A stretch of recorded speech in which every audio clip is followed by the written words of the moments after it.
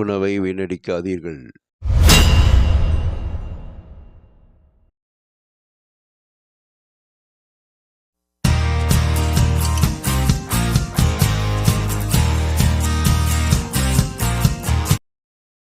Hi viewers and subscribers.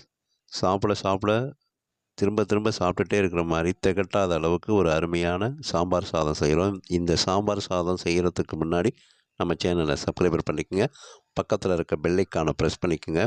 இந்த காய்கறியெல்லாம் நல்லா குழஞ்சி அருமையான இந்த சாம்பார் சாதம் செய்கிறதுக்கு ஒரு 3/4 படி அளவுக்கு நம்ம பச்சரிசி எடுத்துக்கிறோம். இதுக்கு புழுங்கல் அரிசி சாதமாகவே அப்படியே சாதமாக இருக்கும், அதனால் பச்சரிசி எடுத்துக்கிறோம். இந்த பச்சரிசியை ஒரு கிண்ணத்தில் கொட்டி தண்ணி ஊற்றி நல்லா களைஞ்சிட்டு சாதமாக வடித்து எடுத்துகிட்டு வந்துடணும். இந்த சாம்பார் செய்கிறதுக்கு மைசூர் டால், அந்த சிகப்பு கலரில் இருக்கும், அந்த மைசூர் பருப்பு எடுத்துக்கிறோம். அந்த தோரம் பருப்பு, நம்ம மைசூர் பருப்பான இந்த தோரம் பருப்பு எடுத்துக்கிறோம். அது 1/4 கிலோ அளவுக்கு எடுத்துக்கிறோம். ஒரு 250 கிராம் அளவுக்கு இந்த மாதிரி நல்ல பருப்பாக வாங்கி எடுத்துங்க.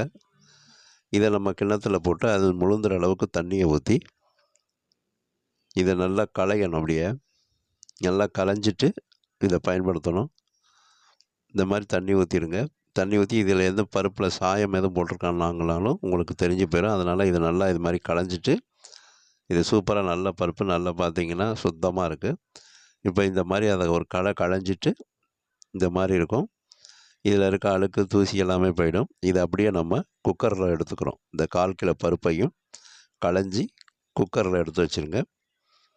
குக்கரில் போட்ட பிறகு இந்த சாம்பார் செய்கிறதுக்கு நம்ம காய்கறிகள், அதாவது உங்களுக்கு அவரைக்காய் எடுத்துக்கிறோம். இந்த அவரைக்காய் பார்த்திங்கன்னா சைடில் நார் இருக்கும். இதை அப்படி ஒடித்து அந்த முனியை ஒடித்து இழுத்திங்கன்னா இந்த நார் உறிஞ்சி வந்துடும். இந்த மாதிரி உரிச்சிட்டிங்கன்னா இந்த அவரைக்காய் நல்லா வெந்து போகும், நல்லா டேஸ்ட்டாக இருக்கும், உள்ளே எல்லாம் சார்ந்து போகும். இந்த மாதிரி சின்ன சின்னதாக வெட்டிக்குங்க.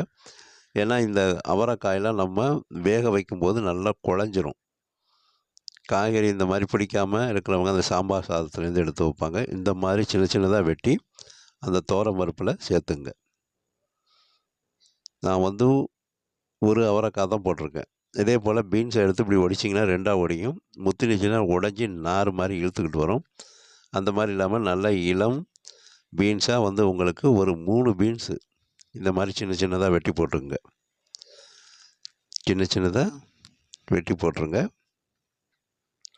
அது கூட நம்ம கேரட்டு, நல்லா ஒரு கேரட்டு இந்த மாதிரி பொடியாக வெட்டி போட்டுக்குங்க. பொடிசாக இந்த மாதிரி வெட்டி போட்டுடுறோம், தோரம் பருப்போடு சேர்த்துக்கிறோம். அது கூட நம்ம கத்திரிக்காயை நம்ம நீள் வாக்கில் வெட்டினோம்னா அதில் பூச்சி இருக்குன்னா தெரிஞ்சு போயிடும். இந்த மாதிரி கட் பண்ணிவிட்டு, காம்பை கட் பண்ணிட்டு இந்த மாதிரி 2ஆக வெட்டி அதை நீளாக கீத்தாக வெட்டினீங்கன்னா அதில் பூச்சி இருக்குன்னா ஈஸியாக நமக்கு கண்டுபிடிச்சிடலாம். இந்த மாதிரிங்க வெட்டினோன்னா பூச்சி இருக்குது, அதை வீசிடுங்க. இதை இப்படி சின்ன சின்னதாக வெட்டினா இதில் பூச்சி இருந்தாலும் தெரிஞ்சிடும், அதையும் நம்ம தூக்கி போட்டுடலாம். இந்த மாதிரி நல்லா கத்திரிக்காய் சின்ன சின்னதாக இதையும் வெட்டி போட்டுருங்க. இந்த மாதிரி சின்னதாக வெட்டி போட்டிங்கன்னா இந்த பருப்பு வேகும்போது இதெல்லாம் குழஞ்சி பார்த்திங்கன்னா உங்களுக்கு இந்த காய்கறி பார்த்திங்கன்னா ஒரு டேஸ்ட்டு தனியாக இருக்கும். இந்த கத்திரிக்காயும் வெட்டி அந்த தோரம் பருப்பில் போட்டுடுறோம், சின்னதாக வெட்டி போட்டுக்கிறோம். இந்த மாதிரி முருங்கைக்காயும் பார்த்திங்கன்னா உங்களுக்கு 1 இன்ச்சு அளவுக்கு சின்ன சின்னதாக வெட்டி போட்டிங்கன்னா இந்த முருங்கைக்காய் நல்லா வெந்து குழஞ்சி அதோடு பார்த்திங்கன்னா இந்த காய்கறியெல்லாம் ஒரு டேஸ்ட்டு கொஞ்சம் வித்தியாசமாக நல்ல டேஸ்ட்டாக இருக்கும், திகட்டாமல் சாப்பிட்ற மாதிரி இருக்கும். இப்போ இதுக்கு பச்சை மிளகாயை 2ஆக அப்படி கீந்தி விட்டுக்கிறோம். இந்த மாதிரி 3 மிளகாயை கீந்தி போட்டுங்க. இது காரத்துக்கு. இதுக்கு தக்காளி தேவையில்லை, நீங்கள் வேணும்னா தக்காளி போட்டுக்கலாம். நானும் தக்காளி இதில் போட்டிருக்கேன். ஒரே ஒரு தக்காளியை சின்னதாக வெட்டி போட்டிருக்கேன். இந்த சாம்பார் சாதத்துக்கு தக்காளி தேவையில்லை, ஆனால் நான் போட்டிருக்கேன், நீங்கள் வேணுன்னா போட்டுருங்க. அதே போல் சாம்பார் வெங்காயத்தை உரித்து ஒரு 100 கிராம் கிட்ட அளவுக்கு சாம்பார் வெங்காயம் உரித்து சேர்த்துக்கிறேன். அப்படியே நல்லா தோலெல்லாம் நீக்கிட்டு சுத்தமாக உரித்து சேர்த்துக்குங்க. இதோட சாம்பார் வெங்காயத்தை சேர்த்த பிறகு தண்ணி ஊற்றிடுங்க. தண்ணி இதுக்கு 1.5 லிட்டர் ஊற்றிக்கிறேன் தண்ணி. இந்த 1/4 கிலோ பருப்புக்கு 1.5 லிட்டர் தண்ணி ஊற்றிக்கிறேன். 3/4 படி அளவுக்கு அரிசி எடுத்திருக்கேன். அதுக்கு 1.5 லிட்டர் தண்ணி ஊற்றி அதில் மஞ்சத்தூள் போட்டுக்கிறேன். ஒரு 1/2 டீஸ்பூன் அளவுக்கு மஞ்சத்தூள். அதே மிளகாய்த்தூள் உங்களுக்கு 1 1/2 கரண்டி மிளகாய்த்தூள். ரொம்ப போட்டுறாதீங்க, காரம் ஹெவியாக இருக்கும். அதனால் உங்களுக்கு 1 1/2 கரண்டி அளவுக்கு போட்டுக்கிறேன். அதே போல் 2 டேபிள் ஸ்பூன் அளவுக்கு மல்லித்தூள் 2 டேபிள் ஸ்பூன் போட்டுக்கிறேன். 2 டேபிள் ஸ்பூன் மல்லித்தூள் போட்டுடுறோம். இந்த மல்லித்தூள் இந்த சாம்பாரில் நல்லா திக்னஸாக கொண்டு வரதுக்கு நல்லாயிருக்கும். இப்போ இதை நல்லா இதெல்லாம் மல்லித்தூள் இதெல்லாம் போட்டு நல்லா கலந்து விட்டுடுங்க. அந்த துவரம்பருப்பு காய்கறியோடு நல்லா கலந்து விட்டுருங்க. அந்த தண்ணியை நல்லா மிக்ஸ் பண்ணி விட்டுறணும். சாம்பாரை நல்லா மிக்ஸ் பண்ணிக்கோங்க. இந்த மாதிரி மிக்ஸ் பண்ணி விட்ட பிறகு அதெல்லாம் வந்து நல்லா கலந்து இருக்கும். அது கூட நம்ம ஜீரகத்தூள் ஒரு 1/2 டீஸ்பூன் ஜீரகத்தூள், அதே அளவு 1/2 டீஸ்பூன் சோம்புத்தூள் 1/2 டீஸ்பூன் போட்டுங்க. அது கூட இடித்த மிளகு ஒரு 1/2 டீஸ்பூன் போட்டுங்க. இது கூட நல்ல வாசமாக பார்த்தீங்கன்னா உங்களுக்கு சாம்பார் நல்லா திக்னஸாக நல்லா நறுமணமாக வர்றதுக்கு சாம்பார் தூள் பார்த்தீங்கன்னா 1 டேபிள் ஸ்பூன் சாம்பார் தூள் போட்டுங்க. அது நீங்கள் வீட்டிலே இடித்ததாக இருந்தாலும் பரவாயில்ல, கடையிலே வாங்கி போட்டாலும் பரவாயில்ல. இப்போ இந்த சாம்பாருக்கு தேவையான அளவுக்கு பெருங்காயம் ஒரு 1/2 டீஸ்பூன் பெருங்காயம், அதே போல் கல் உப்பு இதுக்கு தேவையான ஒரு கையளவு கல் உப்பு இந்த சாம்பாருக்கு போட்டுங்க. போட்டு இதை நல்லா இது மாதிரி கலந்து விட்டுடுங்க. நல்லா கலந்துடணும். எல்லாம் நல்லா மிக்ஸ் ஆன பிறகு இதெல்லாம் மிக்ஸ் பண்ணி அப்படியே அந்த குக்கரை நம்ம மூடிடணும். இப்போ நல்லா கலந்து விட்டுட்டோம். கலந்து விட்டு இப்போ நம்ம குக்கரை மேலே மூடிடுறோம். மூடி அதை வெயிட் போட்டுடுறோம். அதுக்கப்புறம் தான் கொண்டு போய் அடுப்பில் வைக்கிறோம். எல்லாத்தையும் கலந்துட்டு தான் கொண்டு வைக்கிறோம். இப்போ மூடி போட்டு மூடிடுறோம். நல்லா இந்த நாசிலாம் நல்லா செக் பண்ணிவிட்டு நம்ம நல்லா மூடி வெயிட் போட்டுருங்க. அடுப்பை பற்ற வச்சு வெயிட் போட்டுருங்க. நம்ம அதுக்கு இந்த சாம்பாருக்கு புளி ஒரு எலுமிச்சம்பழம் அளவுக்கு புளியை எடுத்து இதை தனியாக கரைச்சி எடுத்து வைக்கணும். இதை நல்லா புளியில் தண்ணியை ஊற்றி ஊற வச்சுருங்க. இது நல்லா ஊறிட்டு இருக்கட்டும். இந்த மாதிரி ஊறணும். இப்போ நம்ம விசில் நம்ம வச்சிடறோம். இந்த விசில் உங்களுக்கு 3 விசில் வச்சிங்கன்னா உங்களுக்கு காய்கறியெல்லாம் அப்படியே இருக்கும். சாம்பார் பருப்பெல்லாம் குழஞ்சிருக்கும். 5 விசில் 6 விசில் வச்சிங்கன்னா காய்கறிகள்லாம் குழஞ்சி போயிருக்கும். இப்போ மூடியை ஓப்பன் பண்ணால் நல்லா காய்கறிகள்லாம் குழஞ்சி, அதே போல் பார்த்திங்கன்னா உங்களுக்கு பருப்பெல்லாம் நல்லா வெந்து பக்குவமாக இருக்கும். இந்த மாதிரி பக்குவமாக இருக்கணும். இதோடு நம்ம சாதம் கலந்தோம்னா அப்படியே நல்லா குழையாக வந்துடும். இதில் இருக்கிற காய்கறியெல்லாம் கண்டுபிடிக்க முடியாது, அந்தளவுக்கு இருக்கும். அதனால் நான் 6 விசில் வச்சுருக்கேன். நீங்கள் இப்போது புளியை நல்லா கரைச்சிக்கிறோம். நல்லா கசக்கி அந்த புளியை அப்படியே தண்ணியை எடுத்துக்கிறோம். அந்த சாறை மட்டும் அப்படியே எடுத்து இந்த சாம்பாரில் விட்டுடுறோம்.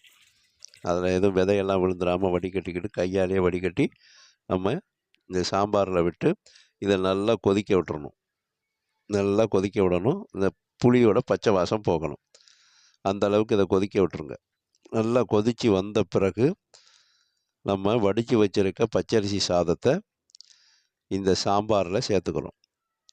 புளி தண்ணியை முன்னாடியே நம்ம விடுறதில்ல, 2வதாக தான் விடுறோம். இப்போ நம்ம புளி தண்ணி ஊற்றி நல்லா கொதித்து பச்சை நறுமணம்லாம் போன பிறகு நம்ம வடித்து வச்சுருக்க சாதத்தை அப்படியே இந்த சாம்பாரில் சேர்த்துக்கிறோம். இந்த மாதிரி சாம்பாரில் சேர்த்துருங்க. இந்த சாதம் பார்த்திங்கன்னா பச்சரிசியில் இருந்தால் தான் நல்லா குழைய இருக்கும். புழுங்கல் அரிசியில் போட்டிங்கன்னா அப்படியே சாதமாகவே இருக்கும். இப்போ நல்லா இதில் அந்த சாம்பாரில் சாதத்தை போட்டு நல்லா கலந்து விடுங்க. நல்லா மிக்ஸ் பண்ணுங்கள். இது அடுப்புலையே தான் இருக்கணும். மீடியம் ஃப்ளேமில் வச்சுக்கோங்க. ரொம்ப ஹை ஃப்ளேமில் வச்சிங்கன்னா நீங்கள் கிளறதுக்குள்ளே அடிப்பிடிச்சிடும். அடுப்பை இப்போல்லாம் ஆஃப் பண்ணிடக்கூடாது. இந்த சாதத்தை கொடுத்து நல்லா அந்த சூட்டோடையே நல்லா இதை நல்லா கிளறிக்கிட்டே வாங்க. இந்த மாதிரி கிளறின பிறகு ஒரு தாளிப்பு கடாயை அடுப்பில் வச்சுங்க. அதில் 3 டேபிள் ஸ்பூன் நெய் விட்டுக்குங்க. இதுக்கு நான் எண்ணெய் போடல, நெய் தான் போட்டுக்கிறேன். 3 டேபிள் ஸ்பூன் நெய் விட்டு நல்லா நெய் உருகின பிறகு கடுகு ஒரு 1/2 டீஸ்பூன் கடுகும் கருப்பு உளுந்தும் கலந்தது போட்டுங்க. கடுகும் கருப்பு உளுந்தும் கலந்து போட்டுக்கிறோம். இந்த கடுகும் கருப்பு உளுந்தும் பொரியணும். பொரிஞ்சோன்னா நம்ம இதுக்கு நல்லா அந்த சாம்பாரோட வாசம் வரணுங்கிறதுக்காக ஒரு 1/4 டீஸ்பூன் அளவுக்கு வெந்தயம் சேர்த்துக்கிறோம். அது கூட சோம்பு ஒரு 1/4 டீஸ்பூன் அளவுக்கு சோம்பு ஜீரகம் போட்டுங்க. 2ம் கலந்தாப்பில் போட்டுங்க. போட்டு இது நல்லா பொரிஞ்ச பிறகு இது கூட நம்ம பெருங்காயத்தூள் ஒரு 1/2 டீஸ்பூன் பெருங்காயத்தூள், அந்த தாளிப்புலையும் பெருங்காயத்தூள் போட்டுக்கிறோம். பெருங்காயத்தூள் போட்ட பிறகு இந்த பெருங்காயத்தூள் நல்லா பொரிஞ்சு இந்த கடுகு, சோம்பு, ஜீரகம் எல்லாம் பொரிஞ்சோன்னா நறுக்கி வச்சிருக்க சின்ன வெங்காயத்தை சின்ன சின்னதாக நறுக்கி போட்டுங்க. சின்ன வெங்காயம் நறுக்கி போட்டுங்க. ஒரு 5 வெங்காயத்தை நறுக்கி போட்டுங்க. 2 காய்ந்த மிளகாயை உடைச்சி போட்டுருங்க தாளிப்பில். போட்டு இதை நல்லா இந்த தாளிப்பை நல்லா கலந்து விடுங்க. அப்படி மிக்ஸ் பண்ணி விட்ருங்க. மிக்ஸ் பண்ணி விட்டு இதுக்கு கருவேப்பில்லை, ஒரு கொத்து கருவேப்பில்லை போட்டுக்கிறோம். ஒரு கொத்து கருவேப்பில்லை போட்டு அந்த கருவேப்பிலையெல்லாம் நல்லா பொரியணும். இப்போ நல்லா கலந்த பிறகு கருவேப்பில்லை ஒரு கொத்தை போட்டுடுறோம். போட்டு இதை நல்லா மிக்ஸ் பண்ணி விட்ருங்க. அது கூட ஒரே ஒரு கொத்து முனியில் எடுத்து கொத்தமல்லி தலையும் போட்டுக்கிறோம். கருவேப்பில்லை போட்டு அது கூட கொத்தமல்லி தழை ஒரே ஒரு செடியை முனியில் மட்டும் கொஞ்சோண்டு எடுத்து போட்டுக்கிறோம். போட்டு இதை நல்லா கலந்து விட்டுருங்க. இப்போ தாளிப்பு நல்லா வாசமாக இருக்கும். அதோடு இந்த சாம்பாரும் நல்லா வாசமாக இருக்கும். இப்போ சாதத்தை நல்லா நல்லா மிக்ஸ் பண்ணி கொலைய வச்சுருக்கோம். அதில் இந்த தாளிப்பை கொட்டிடுங்க. மேலே கொட்டி இதை நல்லா கலந்து விடுங்க. இது வந்து மீடியம் ஃப்ளேம்லேயே அப்படியே அடுப்புலையே இருக்கணும். இன்னும் ஆஃப் பண்ணக்கூடாது. இதை நல்லா கலந்து விட்ட பிறகு இந்த தாளிப்பை நல்லா கலந்து விட்ட பிறகு ஸ்டவ் ஆஃப் பண்ணிக்கோங்க. இந்த குக்கரில் இருக்க சூட்லேயே அது நல்லா குழஞ்சி போயிடும். இப்போ நமக்கு அருமையாக இந்த காய்கறிகள்லாம் நல்லா குழஞ்சி சூப்பராக நமக்கு சாதம் ரெடியாக இருக்குது. உப்பை டேஸ்ட் பண்ணி பார்த்து உப்பு போட்டுங்க. எனக்கு உப்பு பத்தலை, அதனால் நான் திரும்ப உப்பு போட்டுக்கிறேன். எப்போதும் சமைக்கும்போது கொஞ்சம் கொஞ்சமாக உப்பை சேருங்க. உடனே அப்படியே முழுசாக நிறைய போட்டுட்டிங்கன்னா அதை வந்து திரும்ப எடுக்கிறது சிரமம்.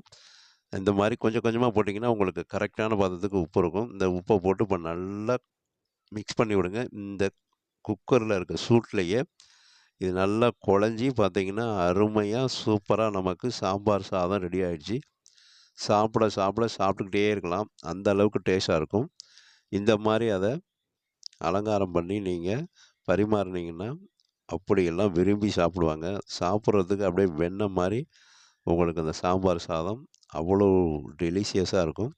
இதுக்கு முட்டை, மிளகாய் தூள் மட்டும் போட்டு வறுத்து வச்சிங்கன்னா இந்த சாம்பார் சாதத்துக்கு ஹைலைட்டாக இருக்கும். சாப்பிட சாப்பிட எவ்வளவு சாப்பிட்றோம்னே தெரியாது, அந்த அளவுக்கு சூப்பராக இருக்கும். இந்த மாதிரி நீங்கள் சாம்பார் சாதம் செஞ்சு ஸ்கூலுக்கு அதே போல் ஆஃபீஸுக்கு நீங்கள் கொடுக்கலாம். மத்தியானம் லஞ்சுக்கு இதெல்லாம் கொடுக்கலாம். இது உடனே கெட்டெல்லாம் போகாது. இது காலையில் இப்போ மத்தியானம் பண்ணிங்கன்னா நைட்டு வரைக்கும் இதை சாப்பிட்லாம், நல்லாயிருக்கும். இதில் சலிப்புத்தன்மை எதுவும் இருக்காது. நல்லா ட்ரையாக பார்த்தீங்கன்னா அப்படியே வெண்ணெய் மாதிரி இருக்கும், அந்த அளவுக்கு டேஸ்ட்டாக இருக்கும். இந்த மாதிரி நீங்களும் சாம்பார் சாதம் செஞ்சு சாப்பிட்டு பார்த்துட்டு எங்களோட வீடியோவை உங்களுடைய நண்பர்களுக்கு, சொந்தக்காரங்களுக்கு ஷேர் பண்ணுங்கள், லைக் பண்ண சொல்லுங்கள், சப்ஸ்கிரைபர் பண்ண சொல்லுங்கள். நீங்களும் இந்த மாதிரி சாம்பார் சாதம் செஞ்சு சாப்பிட்டு பார்த்துட்டு எங்களோட வீடியோவை லைக் பண்ணுங்கள். எங்களோட வீடியோவை பார்க்கின்ற அனைத்து வியூவர்ஸுக்கும், சப்ஸ்கிரைபர்ஸுக்கும் மனமார்ந்த நன்றியினை தெரிவித்துக் கொள்கிறேன்.